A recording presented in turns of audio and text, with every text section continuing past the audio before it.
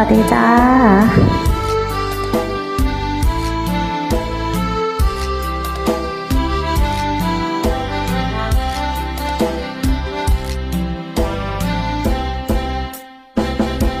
มางามเทลานางฟ้ากะโบทองมีแฟนแล้วบ่นอน้องโรจนาอย่ามาปากหวานน้องนั้นมีสามีแล้วแล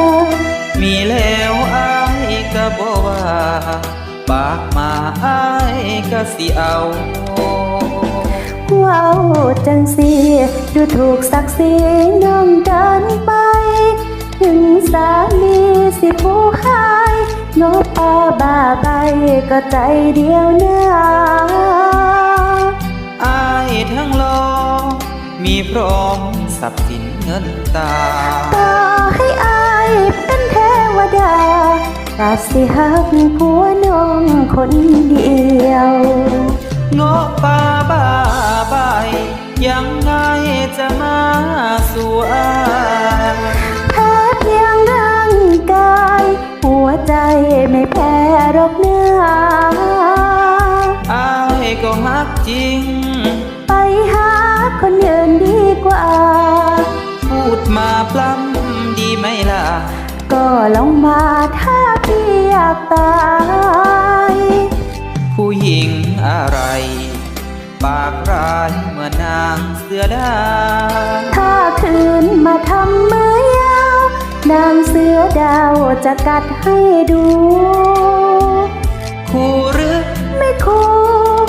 ลองดูถ้าพี่อยากรู้หอมหน่อยจะต่อยให้ดูผู้ชายเจ้าชู้หัวงูไปเลยหายเล่นไม่รู้ฟังบอกว่ามีผัวเลวมีผัวเลวอย่างนี้ตามตื้ออยู่นั่นแหละ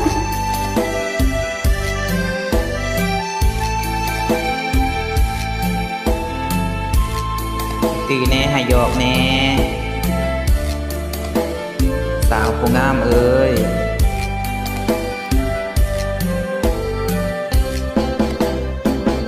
งอกป่าบ้าใบยังไงจะมาสู่อา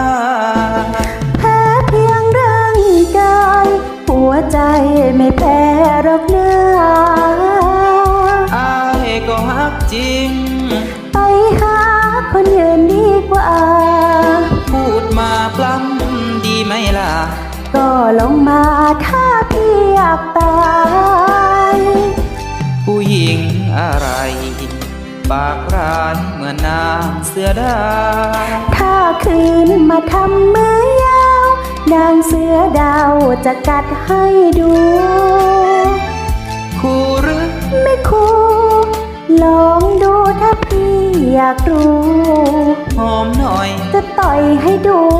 ผู้ชายเจ้าชู้หัวงูไปเลยไปไกลๆเลยนะเจ้าชู้ตาย